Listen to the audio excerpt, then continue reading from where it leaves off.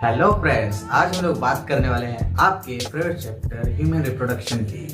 तो एनसीईआरटी में लिखा है कि जब स्पर्म्स का ट्रांसफर होता है फीमेल जेनिटल ट्रैक्ट में तो उसे हम लोग इंसेमिनेशन बोलते हैं। और जब मेल और फीमेल गैमेट फ्यूज करते हैं तो उसको फर्टिलाइजेशन बोलते हैं, जिसमें एक जाइगोट बनता है। ठीक है, तो ह्यूमन में हम लोग जो जाइगोट बनता है उसके लेटर स्टेज को ब्लास्टोसिस बोलते हैं, लेकिन जो बाकी जो मैमल्स होते हैं उसमें उसके लेटर स्टेज को ब्लास्टोरा बोलते हैं।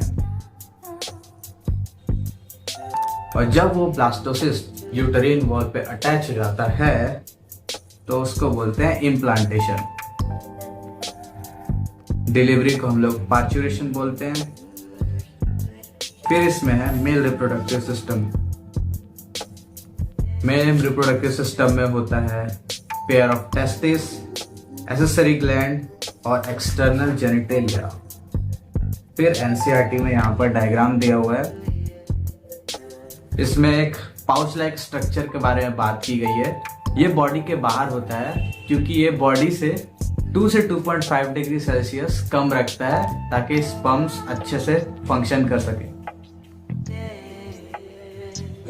फिर यहाँ पर आपको डायग्राम मिलेगा मेल रिप्रोडक्टिव सिस्टम के बारे में। फिर यहाँ पर आपको सेमिनिफेरस ट्यूब्यूल का एक डायग्राम मिलेगा। यहाँ पर दिया हुआ है इंटरस्टिशियल सेल, इसमें स्पर्मेटोगोनिया, स्पर्मेटोजोआ और सर्टरी सेल्स दिए हुए हैं। फिर नेक्स्ट है फीमेल रिप्रोडक्टिव सिस्टम, जिसमें होता है pair of ovary, oviduct, uterus, cervix, vagina और एक्सटर्नल जेनिटेलिया, और मेमरी ग्लैंड भी दिया हुआ है। मेमरी ग्लैंड सपोर्ट करता है इस प्रोसेस को और वो एक ऑर्गन नहीं होता है।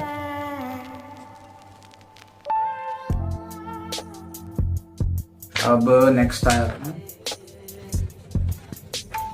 यहाँ पर फीमेल रिप्रोडक्टिव सिस्टम का डायग्राम दिया हुआ है। जैसा कि आप देख सकते हैं फिम्ब्रेम, इन्फंडिबुलम वगैरह। फिर उसके बाद इसमें दिया हुआ है मेमरी ग्लैंड का डायग्राम।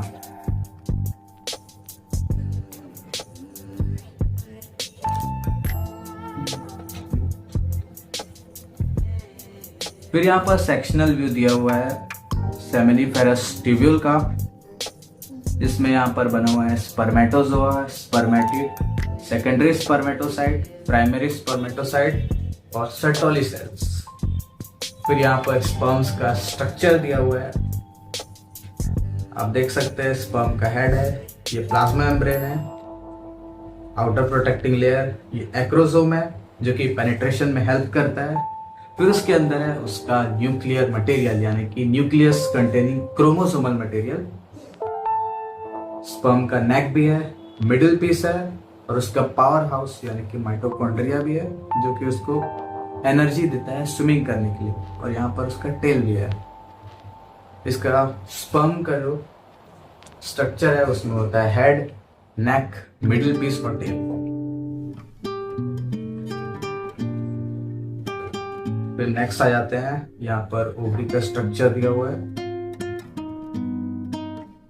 ब्लड वेसल्स दिया हुआ है इसमें, प्राइमरी फॉलिकल, फिर टर्शरी फॉलिकल जिसमें एंड्रम दिखाया हुआ है, फिर है ग्राफियन फॉलिकल, फिर सेकेंडरी oocyte और फिर कॉर्पस ल्यूटियम। यहाँ पर स्पर्मेटोजेनेसिस का प्रोसेस भी दिया हुआ है और oogenesis का भी प्रोसेस दिया हुआ है। फिर हमें मेंस्ट्रुअल साइकिल का डायग्राम दिया हुआ है, जिसमें प्रोजेस्टेरोन और एस्ट्रोजन के कर्व बने हुए हैं। और ये मेंस्ट्रुअल साइकिल है ह्यूमन में ऑलमोस्ट 28 to 29 डेज।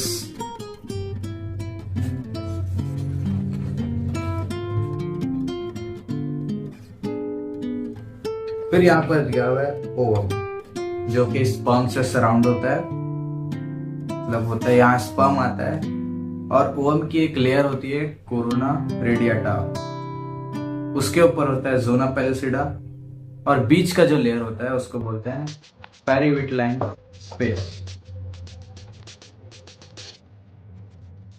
फिर यहाँ पर ओवम का ट्रांसपोर्टेशन दिया है फेलोपियन ट्यूब में।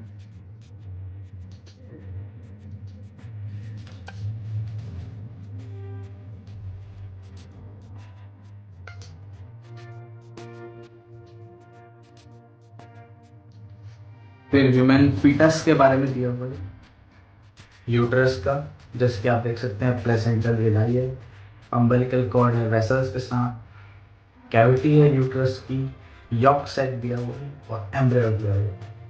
और ये प्लग ऑफ म्यूकस है सर्विक्स, जो कि शेड हो जाता है। और उसके बाद एनसीईआरटी ने समरी देके फिनिश कर दिया।